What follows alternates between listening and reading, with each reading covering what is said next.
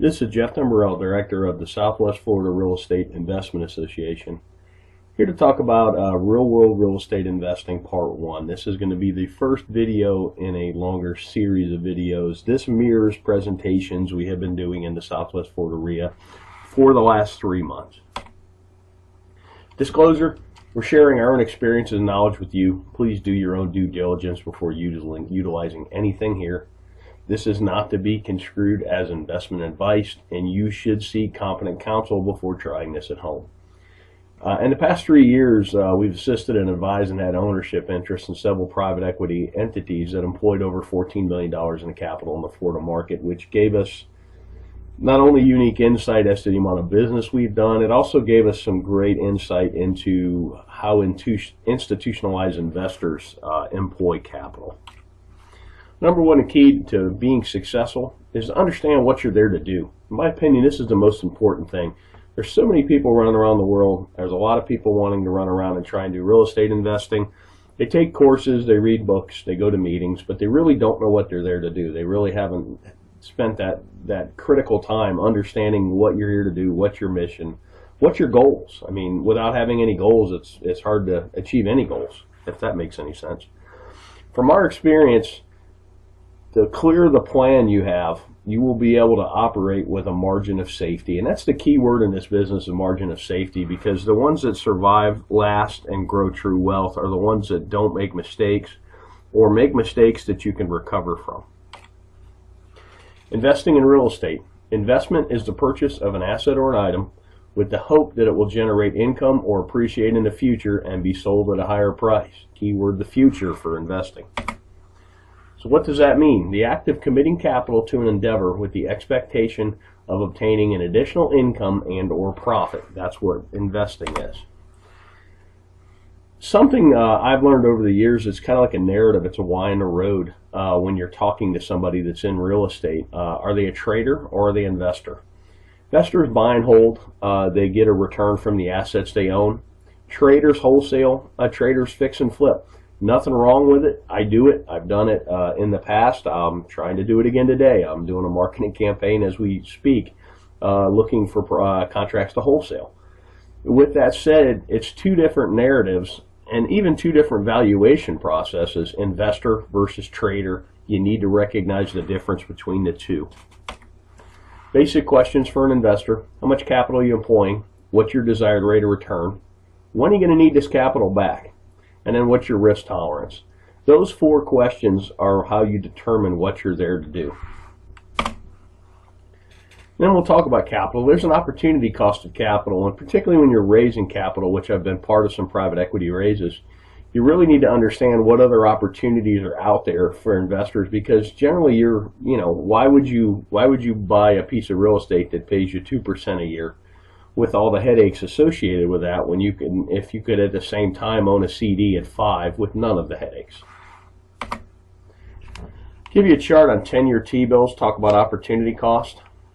You can really see the recession, the Lehman Brothers crash really killed yields, but it's killed yields no matter what. I mean, pretty much at the time I'm talking about this, yields for a 10-year T-bill are bouncing between 2.6 and 2.8%. That's a terrible yield, particularly with the amount of money they're printing.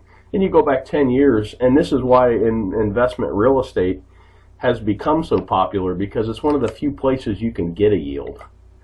Here's CD rates from 1984 on, and if you notice, about early 2000s, everybody got excited about real estate, and that's because the CD rates of return just continued to go down. So right now, my God, on a 1-year CD, you're getting not even 1%. That makes real estate attractive, and that's something to watch as well.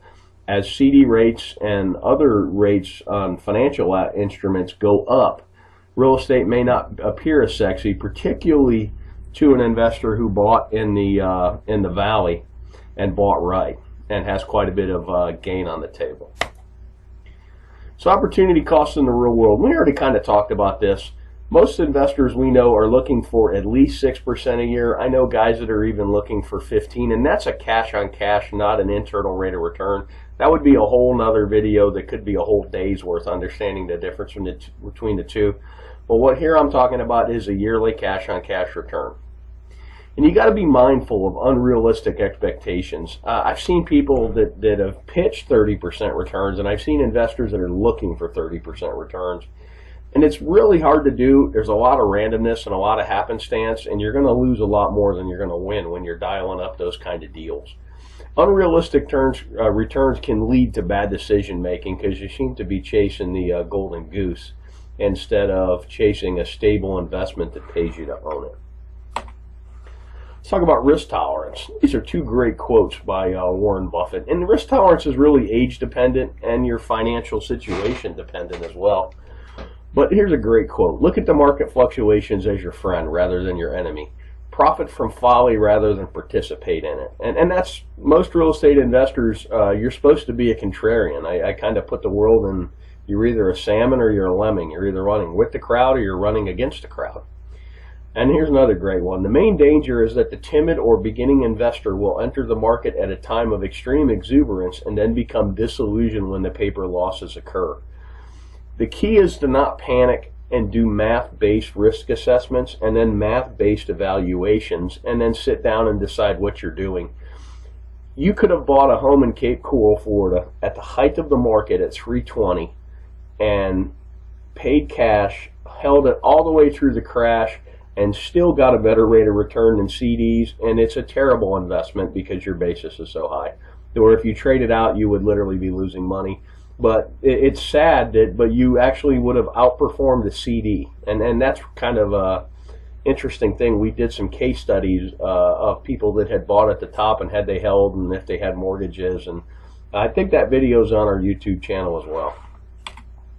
Thanks for watching. You can always check out our website at swflreia.com. There should be a link at the bottom of this video. If you're on our website, put yourself on our mailing list.